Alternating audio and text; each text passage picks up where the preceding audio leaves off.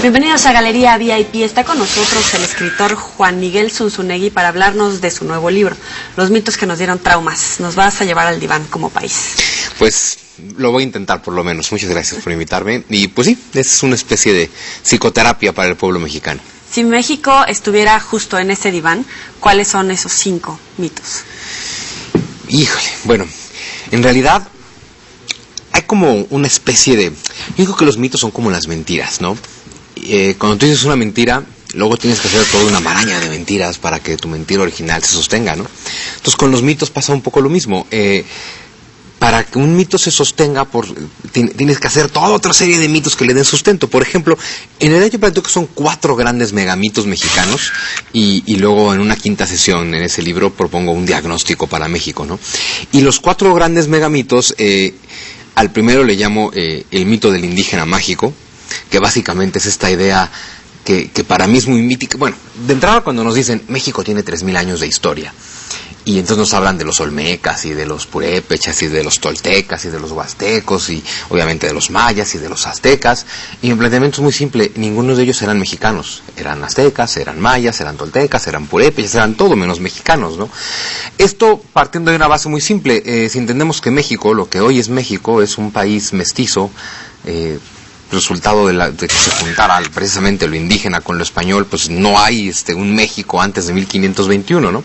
Pero bueno, entonces nos cuentan que hay un México que existía como país, lo cual, insisto, no es cierto, ni había una unidad cultural o territorial, ni siquiera religiosa, ni nada por el estilo, ¿no? Pero bueno, entonces primero es decirnos, México existía hace 3000 años. Este es fundamental para luego poder sostener el segundo mito, que es el mito de la conquista, ¿no? Ahora, dentro del mito del indígena mágico también está esta idea, que luego también se vuelve a tomar con el de la conquista, que es, no solamente tenemos 3000 años de historia, sino que México era perfecto. Aquí todo funcionaba bien, aquí no había maldad, no había malicia, no había corrupción, la gente no tenía caries, todo funcionaba perfectamente hasta que, y entonces viene el mito de la conquista, hasta que llegaron los españoles y trajeron todas las desgracias, las maldades, las corrupciones, las enfermedades, nos conquistaron.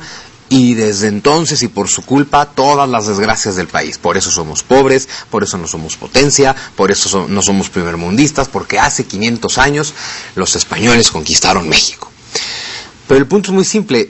Primero tienes que hacer el mito de que tenemos 3000 años de historia, porque en realidad México existe desde entonces, porque los olmecas eran mexicanos.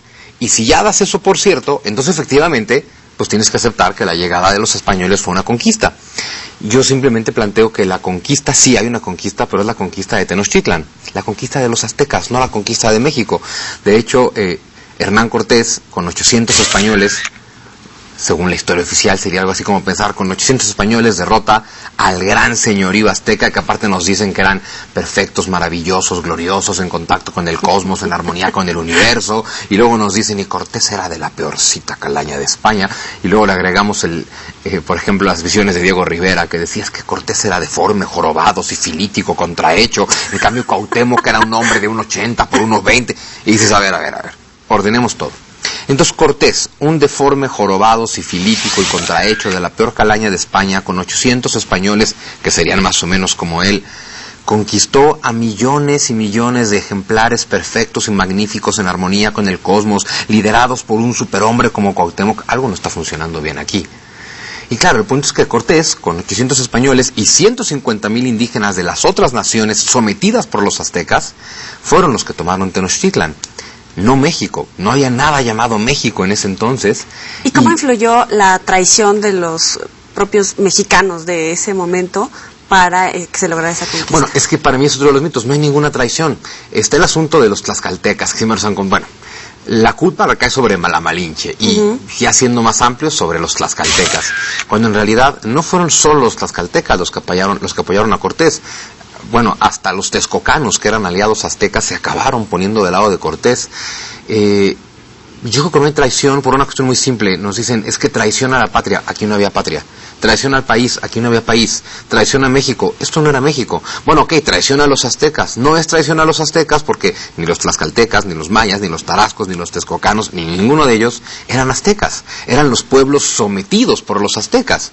Entonces yo no encuentro una traición en que un pueblo sometido se libere de su sometedor, que finalmente eso es lo que pasó el 13 de agosto de 1521, que todas las naciones indígenas mesoamericanas sometidas por los aztecas, lideradas por Cortés y 800 españoles, derrotaron a los aztecas. A eso la historia oficial le llama conquista de México, yo le llamo nacimiento de México. A partir de ahí tenemos el germen de un reino que primero se va a llamar Nueva España y hasta 1821 se va a llamar México.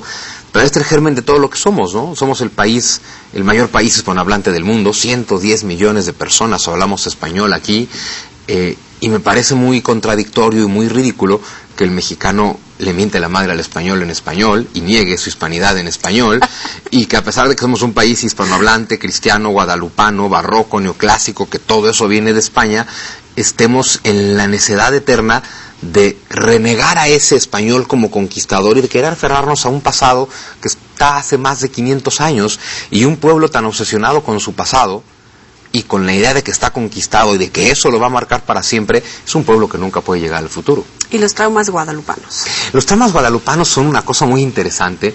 De entrada, este asunto de, bueno, la Virgencita nos quiere porque somos pobres, ¿no? Y la Virgencita nos trajo consuelo en la conquista. Sí, bueno, perdón, la Virgencita fue la principal herramienta de los conquistadores, que efectivamente trajo consuelo, pero era un consuelo del tipo de, pues sí, pobrecito que te conquistaron y yo te quiero mucho y qué pena que te hayan conquistado, pero estuvo bien porque en realidad te trajeron la verdadera fe y entonces es por la salvación de tu alma, porque en realidad si no hubiera habido esa conquista, ni siquiera hubiera habido Virgencita que nos quisiera por ser pobres pero honrados y humildes, ¿no? Y además de la crisis económica que pasaba en ese momento en la iglesia en España, y entonces es una buena manera como de vender el negocio ahora por acá. Bueno, en realidad sí es una forma muy interesante de extender la franquicia, por así decirlo. Pero bueno, en realidad la principal conquista aquí fue una cuestión espiritual, y efectivamente pues la gran herramienta son los frailes, es la sustitución de imágenes paganas por imágenes cristianas, y en el caso de la diosa Tonantzin de las culturas náhuatl por la imagen de la Virgen de Guadalupe, pero con todo un concepto que luego se retuerce muchísimo en la mente del mexicano, porque por ejemplo, Octavio Paz decía que la madre simbólica de los mexicanos, como mestizos que somos, pues es la Malinche, ¿no? Pero la Malinche nos cae mal porque siempre nos han dicho que es una traidora a la patria. Y aparte me encanta la traidora que se entregó a Cortés y por cuya culpa nos conquistaron. Y dices, perdón, era una esclava de 17 años, ¿de verdad? ¿En serio? ¿Una esclava de 17 años es la culpable de todas las desgracias del país? Pero bueno, resulta que como nos cae mal, no la aceptamos como madre, y entonces preferimos a nuestra madre adoptiva, que es la Virgencita, ¿no? Y contra la madre, como le dice Octavio Paz, la madre violada, que es la Malinche, preferimos a la madre inmaculada, intocable, inviolable, que es la Virgencita. Pero entonces todo nuestro estereotipo femenino, sobre todo para el macho mexicano, el estereotipo femenino, el estereotipo de madre, el estereotipo de mujer, está ahí en la Virgencita. Entonces resulta que las madres son vírgenes, y dices, bueno, ¿y a poco? ¿Y eso cómo puede pasar? Pero eso se traduce en la vida cotidiana en cosas tan terribles como que una vez que el mexicano se casa y tiene hijos, su mujer deja de ser su novia, su amante, la persona que despierta su deseo, y ahora es la madre de sus hijos. Y como madre de sus hijos se convierte en intocable, inmaculada, recupera su virginidad, y entonces el macho mexicano no es infiel por mala onda, es infiel para respetar a su mujer, porque como es la madre de sus hijos, entonces no va a hacer esas cochinadas con la madre de sus hijos, y para eso se busca a otras mujeres. O sea, eso es una cosa bien retorcida en la mente del mexicano, pero que tiene que ver pues con toda esta pésima enseñanza de la historia. Y pasamos a la cuarta sesión, los traumas revolucionarios. Los traumas revolucionarios, que yo le llamo el trauma de el pueblo unido jamás será vencido. Hay una realidad, el pueblo unido jamás será vencido. Sin embargo, precisamente lo que hizo la Revolución Mexicana fue desunir al pueblo. Tras la revolución, los gobiernos revolucionarios lo que establecieron fue una serie de sindicatos, organizaciones campesinas, corporaciones, todos revolucionarios, que todos representan a diferentes sectores del pueblo, pero que todos pretenden ser el pueblo. Todos marchan llamándose el pueblo, todos gritan que el pueblo unido jamás será vencido, Todos pretenden que ellos defienden los derechos del pueblo, pero no, defienden los derechos y los privilegios de su propio grupo. Y entonces, a partir de la revolución, tenemos la idea de que, porque luego Cárdenas inventa el nacionalismo revolucionario, que es casi como la religión de la revolución, donde todo mexicano patriota tiene que ser revolucionario. Entonces estamos en el trauma de la eterna lucha, donde parece que la revolución tiene que vivir por siempre, y que la solución para todo son las revoluciones, y que tenemos que estar eternamente con un pensamiento revolucionario, a grado tal que hasta el siglo XXI todo partido, sindicato, organización, etcétera, que se respete, tiene que decir revolucionario. Y la gente sigue en la lucha, aunque no sepa de qué se trata la lucha. Oye, pero ¿te llevan a la hoguera o te haces millonario con este libro, no? Pues bueno, yo espero que sea la segunda parte, porque pues la hoguera y yo no nos llevamos bien. Además, fíjate, me llevan a la hoguera por blasfemias religiosas y por blasfemias a la patria, porque en realidad, sí, claro, la revolución es como la religión de México, y estoy convencido que la revolución atrasó a este país como pocas cosas. Y cuando juntas el mito y trauma de la conquista con el mito y trauma de la revolución, tenemos a un país convencido de que tiene que estar eternamente peleándose, un país que piensa que la revolución nos llevó al futuro, porque nos dicen que fue una revolución social, y yo me pregunto, ¿qué revolución social trae como resultado 50 millones de pobres, no? Una revolución social que nunca trajo justicia social, ni igualdad, ni democracia, ni nada. Pero es raro el mexicano, porque la revolución la empezó Madero, el apóstol de la democracia, pero como resultado tuvimos una dictadura antidemocrática de partido durante todo el siglo. Y dices, bueno, entonces, ¿cómo es posible que de una revolución por la democracia surgiera una dictadura antidemocrática? ¿Cómo es posible que una revolución social surgieran 50 millones de pobres? Y lo más importante, la revolución no la ganó Madero, no la ganó Zapata, no la ganó Villa, la ganaron Carranza, Obregón y Calles, gente del porfiriato. Entonces, una revolución contra Porfirio Díaz que la ganan los porfiristas, y que solamente en un pueblo tan desmemoriado, o al que educan para ser desmemoriado como México, de pronto se pueden creer que eso fue una revolución y que de verdad nos trajo justicia social. Entonces vivimos buscando una justicia social que pretendemos encontrar en una revolución y que nunca la vamos a encontrar ahí. Y para colmo, con el eterno trauma de la conquista, que hasta la fecha, además de que según yo no hubo conquista, aunque lo hubiera habido, 500 años después, estarte lamentando de la conquista y culpar de todos los males del país, bueno, a la conquista, a los gringos, a Santana, a Porfirio Díaz, a Salinas de Gortari, al árbitro, a los jueces olímpicos, exacto, y al que venga, ¿no? Uh-huh. Es decir, el punto es que el mexicano no asume que tal vez los problemas de México son culpa de los mexicanos. Juan Miguel Zunzunegui, vamos a hacer una pequeña pausa aquí en Galería VIP y regresamos con la respuesta. No le cambie.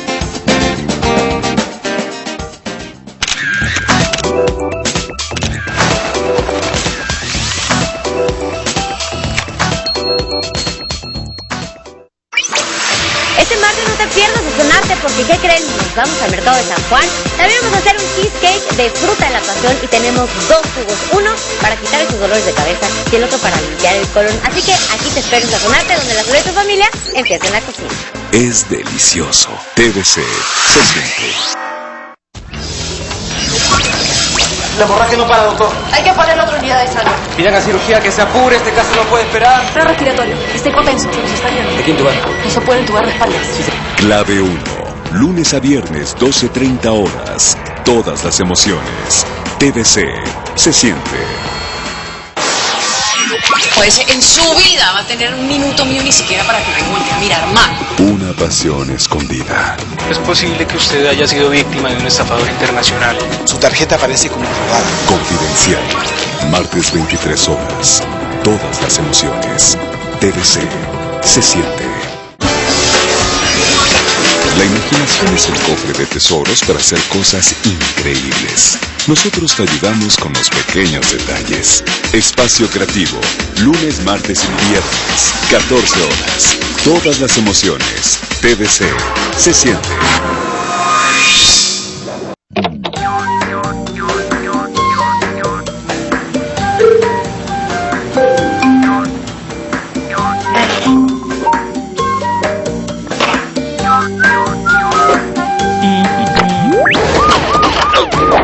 Robar señal de cable tiene consecuencias. El nuevo integrante se ha tardado 2 temporadas. Me carga ver a una mujer triste. No quiero intervenir en su decisión, pero si vamos a hablar de música, a mí de la onda retro. La Colonia, 3ª temporada.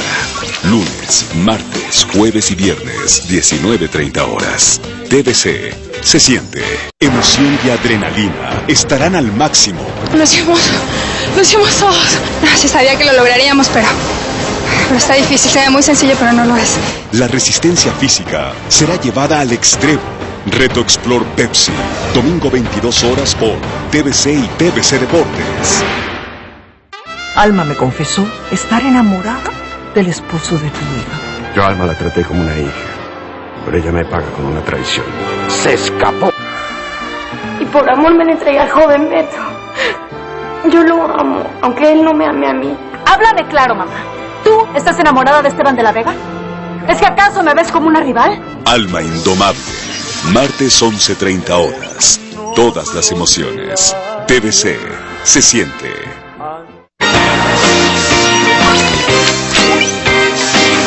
Estás viendo Galería VIP.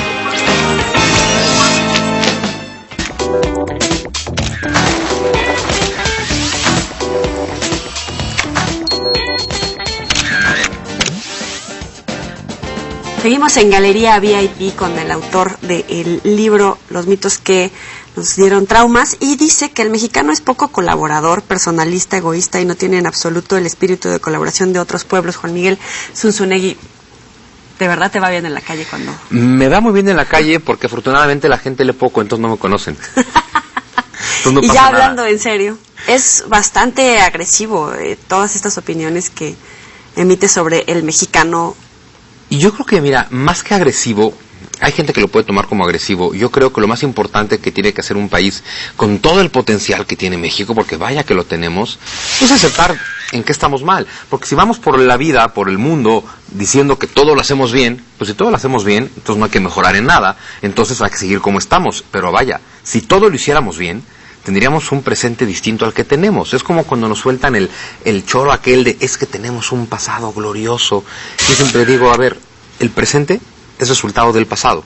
Si tuviéramos el pasado glorioso que dicen que tenemos, tendríamos un presente bastante mejor que el que tenemos. Entonces es obvio que nos han contado mentiras sobre el pasado.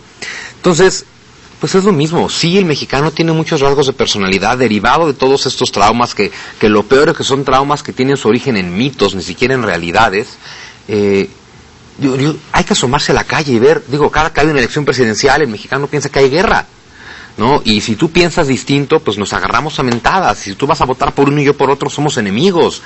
Perdón, eso es ser desconfiado, poco colaborador, eso es no trabajar en equipo, ¿no? Y ya ganó el tuyo, entonces yo no lo reconozco, y entonces tú tienes tu presidente y yo tengo el mío, y bueno, si eso no es ser poco colaborador como pueblo, pues que me digan que lo es, ¿no?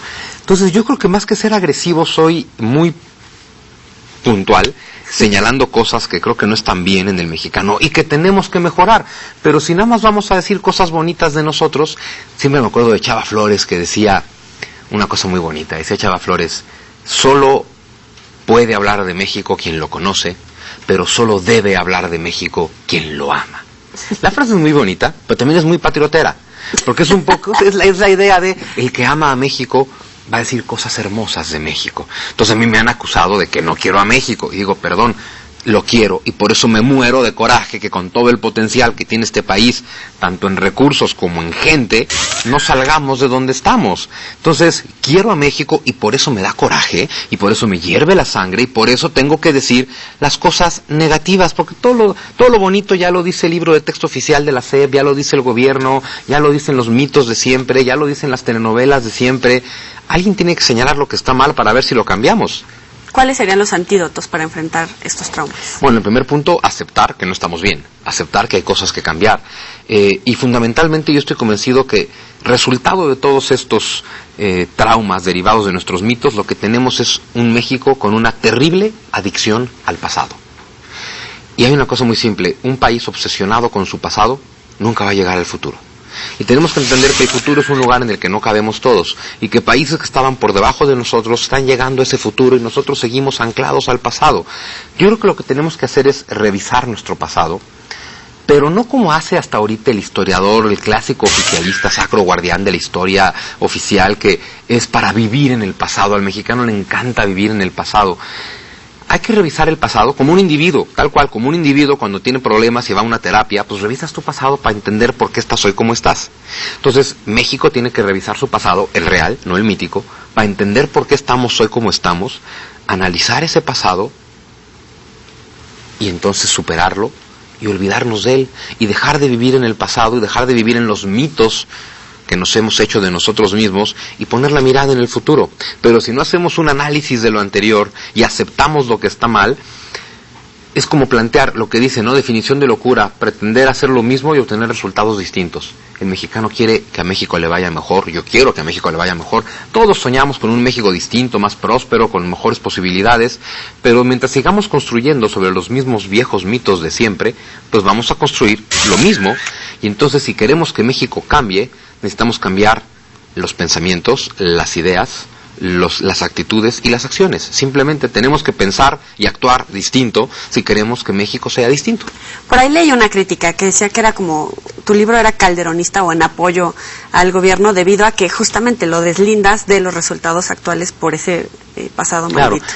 Bueno, y me han dicho cosas peores. En realidad, olvídate de este libro. En general, hay por ahí algunos, insisto, sacros guardianes del oficialismo que una vez me acusaron y decía, Zunzunegui escribe versiones de la historia que favorecen a Calderón y su grupo de poder. Y yo nomás lo leía, me reía mucho y me preguntaba, ¿cómo es posible que escribir un análisis de la historia, una versión de la historia, porque la historia no está terminada, no está completa, son versiones, ¿no? ¿En qué momento eso le da poder a un grupo de poder, por favor? O sea, este país está lleno de conspiparanoicos.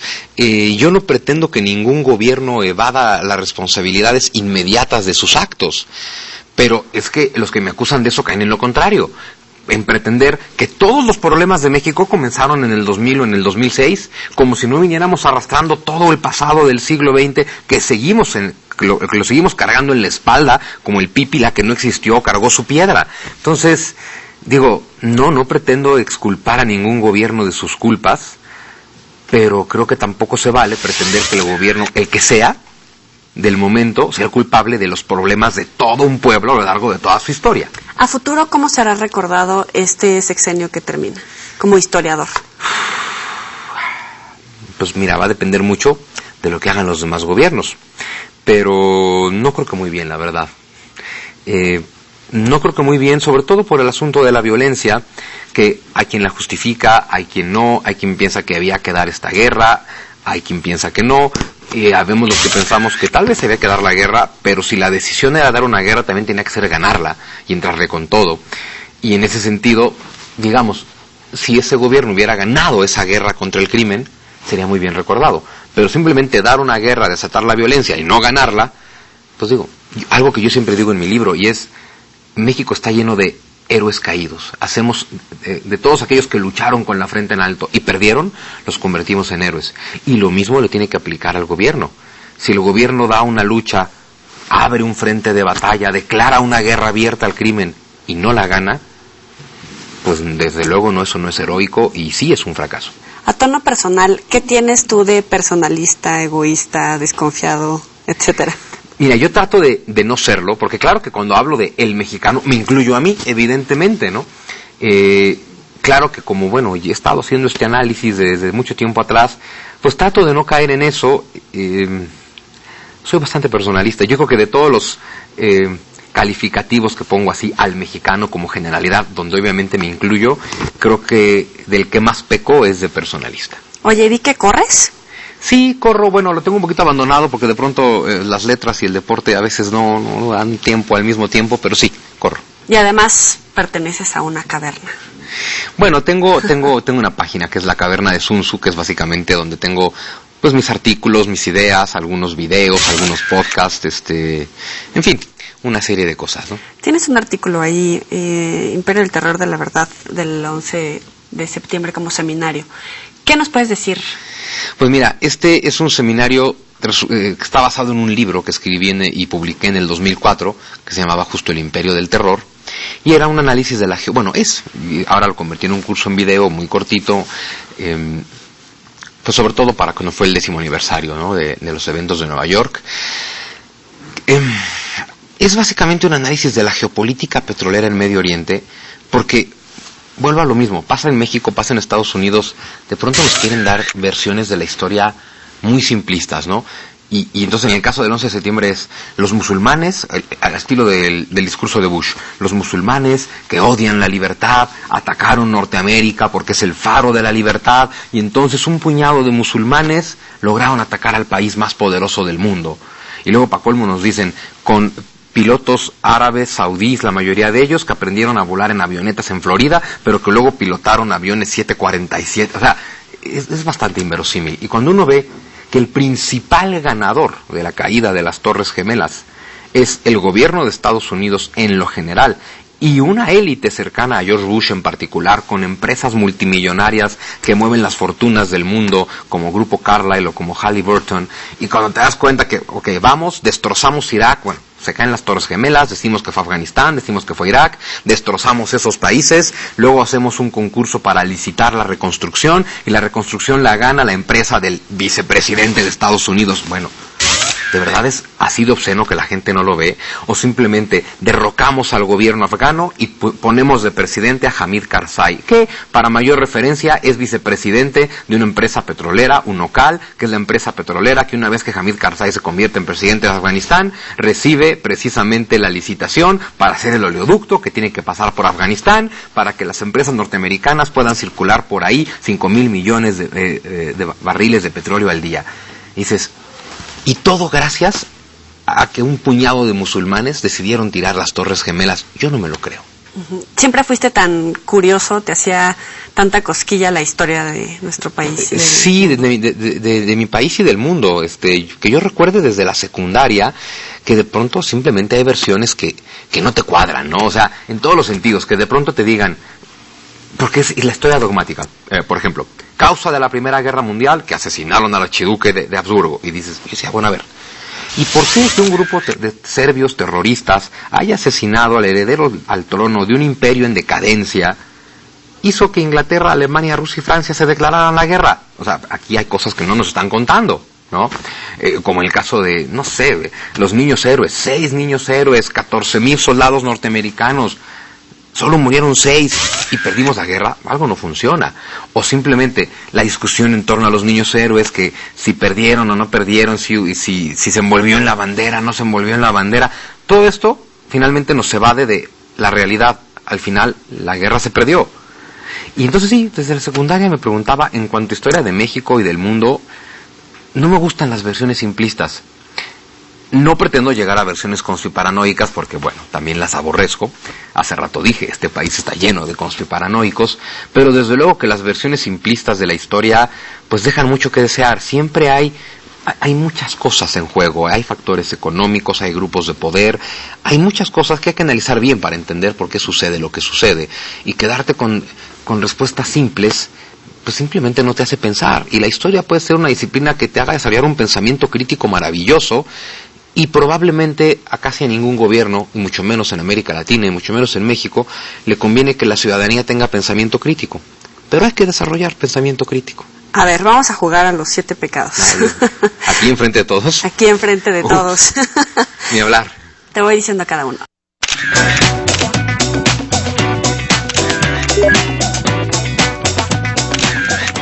Avaricia. Izquierda mexicana. Envidia. Envidia. Escritores no leídos. Ira. Ira. Mis troles en Twitter. Gula. Gula. Yo. ¿Con qué? Con la lujuria, que debe ser el que sigue. Sí, lujuria. Gula. Pereza. Pereza, delicia. Soberbia. Soberbia, error. Recomiéndale a la gente que lea tu libro. Lean mi libro. No, pues miren, la verdad es que los mitos que nos dieron traumas, yo siempre lo que le digo a la gente es, son versiones distintas, está lleno de amor a México, pero sí con muchas cosas muy directas que pueden no gustar en una primera impresión, pero que estoy convencido que es algo a lo que nos tenemos que enfrentar para superar el pasado, llegar al futuro. Describo muchas cosas que están para llorar y por eso mismo las escribo con mucho humor, con mucho sarcasmo, con mucha ironía, con un poco de acidez. No es un libro de pura crítica, el último capítulo es totalmente propositivo, es decir, no se plantea estamos mal y ya, hay una serie de soluciones. Yo no pretendo tener la verdad absoluta, no pretendo decirle a la gente no le creas a la SEP, créeme a mí, porque sería igual de dogmático y de absurdo. Simplemente que abran su mente a que este país tiene que cambiar para mejorar. Yo estoy proponiendo lo que yo creo que es una de las posibles soluciones, pues abrir la mente a nuevas versiones. Muchísimas gracias por tu tiempo. Un placer. Juan Miguel Zunzunegui, aquí en Galería VIP. Nos vemos la próxima, pásenla muy bien.